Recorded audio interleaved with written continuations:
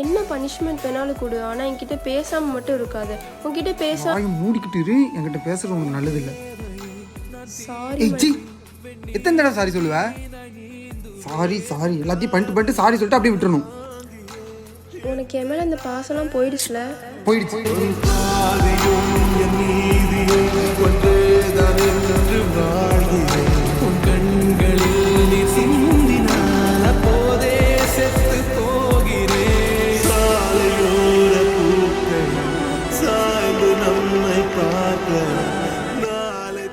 பாசமே இல்லை. இல்லை. அப்புறம் ஏன் அழுகுற?